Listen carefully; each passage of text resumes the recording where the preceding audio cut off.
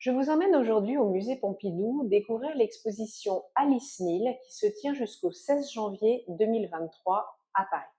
À l'exception de voyageurs qui ont pu voir la rétrospective à New York People Come First au MoMA, qui s'est achevée en août 2021, il est fort probable que beaucoup d'entre vous n'avaient pas connaissance de cet artiste auparavant.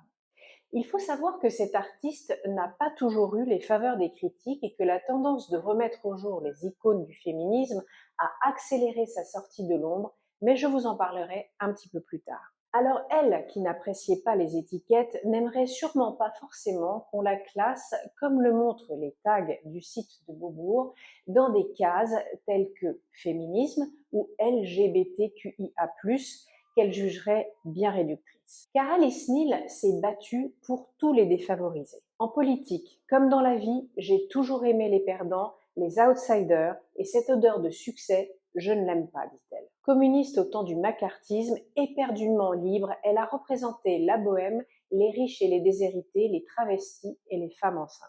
Alors, qu'est-ce qui fait d'Alice Neal une artiste à part? Avant de répondre à cette question, revenons sur Alice Neal. Qui est-elle et quel est son parcours? Alice Neal est née en 1900 en Pennsylvanie, une enfance difficile dont l'art lui paraît n'être que la seule ici. En 1921, elle s'inscrit à la Philadelphia School of Design où elle étudie les travaux du moderniste américain Robert Henry, dont l'Ashcan School of Art Making soutient que la peinture doit être aussi réelle que la boue, que les mottes de crasse et de neige qui gèlent sur Broadway en hiver. Alors bien évidemment, ceci ne peut pas la laisser indifférente. Ses peintures et ses dessins sont devenus un moyen de négocier dans la vie, même si la vie résistait à ses ambitions. Alice Neal a croqué l'être humain dans le tréfonds de New York, dépeignant la misère des femmes défavorisées, mais pas seulement. Grâce à ses portraits sensibles de femmes de la classe ouvrière, Neal devient une figure culte du mouvement féministe de la Nouvelle Gauche, dont le Village est le point de convergence à New York. Les activistes et les critiques féministes ont défendu son travail, ce qui a conduit à un regain d'intérêt pour Neal. Il semble donc tout à fait approprié que les féministes de gauche aient contribué à la sauver de l'obscurité. Et c'est de cette ferveur pour elle qu'est née sa première rétrospective au Whitney Museum en 1974. Elle comprenait alors 58 peintures, datant des années de 1933 à 1973. L'exposition ne dure que 38 jours et ne fait vraiment pas l'unanimité. Les critiques semblaient offensés, voire dégoûtés par la façon dont elle considérait ses modèles. Leur corps était souvent affaissé, ridé et leur visage était marqué par la surprise, le contentement ou le désespoir. Les femmes, en particulier, étaient représentées comme sexuelles mais non sexualisées. Elles étaient également représentées sensibles mais non fragiles. Ménil, bien que féministe et communiste, arrêté durant l'épuration macartiste, s'intéressait avant tout à l'humain, et c'est ça qui va nous intéresser aujourd'hui. Alors revenons donc à notre exposition de Beaubourg. Je posais la question, qu'est-ce qui fait d'Alice Neal une artiste à part? Alors que l'exposition propose une lecture thématique scindée en deux pans distincts, la lutte des classes d'une part et la lutte des sexes, je vous propose une lecture transversale de l'œuvre d'Alice Neal au travers de la thématique du portrait. Alice Neal ou la capture de l'âme. Cela en fait une artiste à part, non seulement témoin de son temps, mais qui a su laisser une marque de chaque âme qu'elle a rencontrée. Alice Neal a pris une distance par rapport au mouvement américain du XXe siècle, tels que l'expressionnisme abstrait ou le minimalisme, et cela s'est avéré être une force. Elle a caractérisé sa vision par un humanisme anarchiste. C'est une œuvre tactile et toujours contemporaine. Un véritable documentaire inlassable sur la résilience et l'improvisation. Alors pour resituer le contexte de l'époque dans les années 40 et 50, Alice Neal, depuis son modeste studio de New York, a vu défiler les grandes heures de l'expressionnisme abstrait, marqué notamment par Pollock et Rothko. Puis, dans les années 60, le pop art est passé par là, et bientôt le minimalisme également. Alors pendant ce temps, Alice Neal a continué à travailler, produisant des peintures figuratives résolument en décalage total avec ce qui était populaire à l'époque dans le monde de l'art. Alors pourquoi? Eh bien parce que Alice Neal est foncièrement intéressée par l'être humain pour en capter l'âme sur sa toile. Tandis que les artistes associés à l'expressionnisme abstrait, au pop et au minimalisme s'intéressent à la défamiliarisation de la forme humaine, réduisant et reconstruisant les individus à la couleur et à la ligne, Alice Neal agit totalement autrement. Elle veut capter l'être humain pour ce qu'il est. Alors qu'Andy Warhol enjolivait ses sujets, Alice Neal brosse un portrait décapant de l'artiste pop. Elle capte ici la fragilité de l'artiste pop dans une posture inédite, lui qui contrôlait tellement son image. Andy Warhol apparaît dans une œuvre célèbre de Neal, dénudé jusqu'à la taille et montrant les cicatrices que la tentative d'assassinat de Valérie Solanas a laissées sur sa poitrine enfoncée. Andy Warhol se livre entièrement à Alice Neal, les yeux fermés, en quasi-recueillement. Un halo autour de lui laisse dégager une sérénité qui tranche avec la représentation de cette chair exposée, les mains à peine dessinées, assis sur un mobilier à peine esquissé. Le personnage est mis en avant pour ce qu'il est dans toute sa fragilité.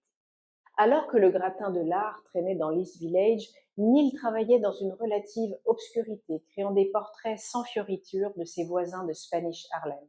Elle a côtoyé un milieu populaire difficile et sa peinture en est un témoignage. Alors féministe de la première heure et communiste convaincue, son réalisme social avait pour but de communiquer les inégalités socio-économiques au travers de portraits marquants. Archilde est un portrait daté de 1951. Une proportion qui met en avant le visage du sujet au trait d'un visage qui montre un homme qui a vécu. Les yeux dans la réflexion, la main aguerrie, un sentiment de grande confiance en soi sur un fond jaune qui inspire le combat d'un homme qui se bat pour la justice et le bien. Archilde était en effet un membre du Parti communiste et journaliste daily worker qui prend notamment la défense dans les années 20 d'anarchistes italiens condamnés à mort pour un meurtre qu'ils n'ont pas commis. Ce portrait de Mike Gold, militant communiste et également journaliste daily worker, est le chef de file de la littérature prolétarienne aux États-Unis. On ne peut pas rester indifférent à ce portrait. L'air aguerri du personnage, un regard intelligent et déterminé, une position à son bureau, le poing replié, symbole de son militantisme. Je suis restée longtemps devant ce portrait. Harold Cruse est représenté le visage à l'air dubitatif, la main posée sur son visage appelle à l'interrogation. En effet, Harold Cruse est un critique social américain connu notamment pour son recueil d'essais The Crisis of the Negro Intellectual, qui explorait toutes les issues de justice sociale et de son équité. Pendant les séances de peinture, Neal parlait et faisait ressortir les histoires de vie de ses sujets. C'est bien pour cela qu'elle arrivait à capter l'âme de son sujet. Les œuvres présentées dans cette exposition témoignent du fait que Neal était une archiviste visuelle de la ville de New York, en particulier de Spanish Harlem, où elle a vécu pendant une vingtaine d'années. Ces modèles noirs latino-américains étaient capturés avec une grâce et une profondeur d'intériorité qui leur étaient rarement accordées à l'époque. Georgie Arce est un jeune portoricain de Spanish Harlem avec qui Alice Neal s'est liée d'amitié. Observez la proportion de la tête mise en avant par un regard acéré qui semble lutter contre la vie, un visage dur. Figuré poignard à la main, symbole de sa défense contre une existence difficile. Les étrangers et les amoureux étaient représentés avec le même soin que les sommités du paysage créatif new-yorkais de l'après-guerre des années 70. Explorons ce portrait de Gérard Malanga, un air décontracté, en confiance, en souplesse, un regard perçant, les lèvres entrouvertes, prêt à nous livrer quelque chose dans un halo blanc et noir. Gérard Malanga était une figure emblématique de la factory d'Andy Warhol et un poète, danseur, réalisateur et photographe.